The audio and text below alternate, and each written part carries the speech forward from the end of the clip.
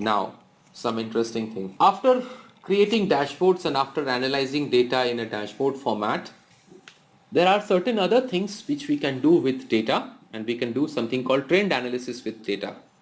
And trend analysis in Excel can be done using something called Sparkline as well. So let's prepare the table for trend analysis and introduce something called Sparklines as miniature charts within the cell, and then explore the Sparklines. So let's see a demo.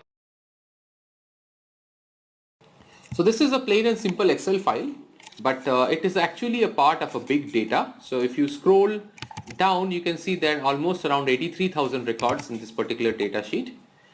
If I want to quickly, and one more information, this file, when you will open this file, you will see that this is actually a CSV file, comma separated value, because it has been downloaded from your cloud or some big data source.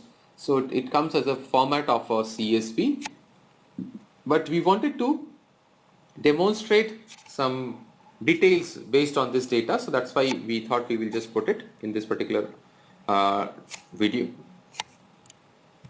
So first of all, if you want to bring up a pivot, we will just simply select the entire data, and we know we can just press Alt TP, we say finish. It brings up a new pivot table. So classic. Now see here, the concept of grouping and can also be demonstrated over here. If I simply say here, and if I simply say frequency, see here the frequency is coming as 452, 446. So actually this data is talking about baby names of a particular place called Ontario, which is a province in Canada. And what does this data means? Let's take an example, this particular row. So in 1998, this name Alia was chosen by 28 parents. So that is what the census report say. So the minimum thing that we can do with this particular data is to make a trend analysis of the population of female kids. So we are trying to do that, but the problem is here we are just saying 456, 457, which I am sure that these were not the number of kids that were born in that particular year. So what is the problem is that we have count over here, not sum. So this means, this 456 means that 456 different names were chosen by parents in this particular year. So if I want to bring up the total number, I have to just double click on frequency, and instead of count you select sum, and you will see that the actual number has come. Now it is possible to do grouping because it's a huge 90 years data. You can see there are 94 years data actually. So it is possible to group the data also, the thing that we have already demonstrated in our previous example. So what we can do, we can right click and say group, and we can just say 10 years. So what has happened, automatically Excel has converted the data within the range from in the span of 10 years per data set. Now this particular data we can just again remove the group and say ungroup. So it comes like this. Now if you want to make a chart, the chart will be, the best chart will be trend analysis chart. So what we can do, we can go to analyze, we can say pivot chart, and we can say line. The moment you bring the line, so you can see how the trend was looking. So this is the trend of population of female kids in Ontario. Now we want to further deep dive into this particular data. So let's remove this particular chart. It's just an instant chart to make. Now we are interested more in the names. I just wanted to find out the popularity of name. So what we will do with the year, we are interested to bring in the names as well. So the names comes up. So we can see so many names are there, so many maybe invalid names are also there which were put in the census data. But we are more interested in going towards the right side, so we will just press Control and right arrow. So go to the right hand side, and I wanted to check which is the most popular name. So to check the most popular name, what you can do, we can simply click on this option, this grand total, and then directly you can go to data and say Z2A. The moment you say Z2A, you will see that the highest number is floated at the top. So it will take some time because it's a huge database. So many number of records are there. So you can see that the top number is here, and if you scroll towards the left, you can see that okay, Mary was the most popular name.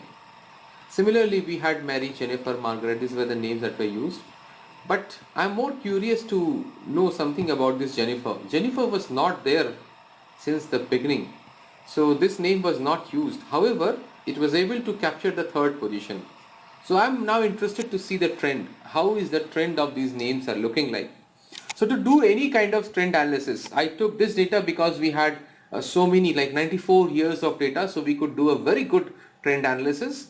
So you can do trend analysis on any sort of data which has got some big numbers, like huge amount of data.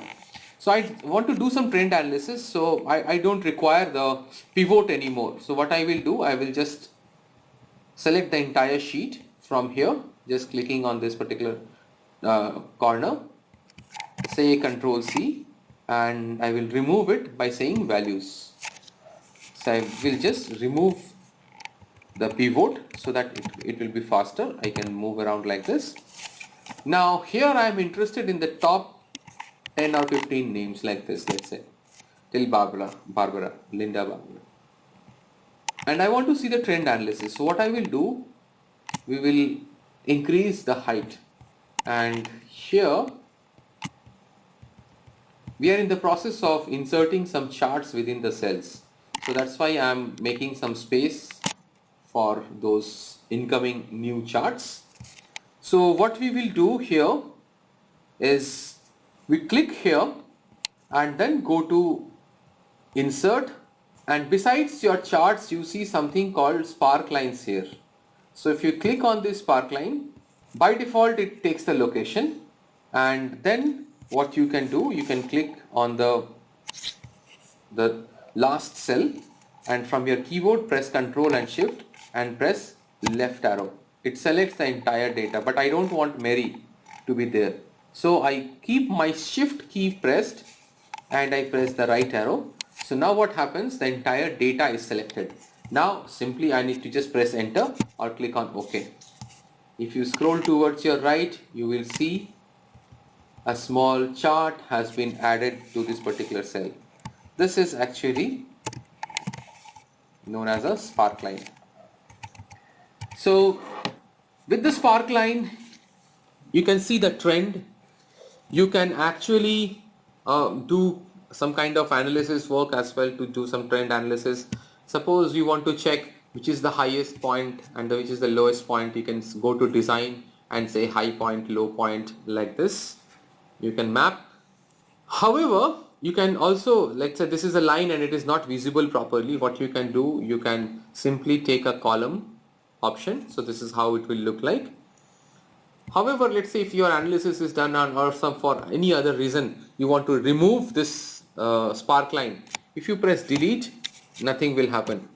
So the way to delete it is to either right click and say clear, or you go to this spark line design option and there's an option which says clear. From here you can clear the spark line. So you can either clear the entire group or you can clear the selected spark line as well. So this acts as a group. You can create the group and we can clear individual files as well. So this was all about the trend line and using spark lines to create miniature charts, and then exploring the spark lines, the different designs that are available for spark lines. So hope you have gained some insight from this particular Module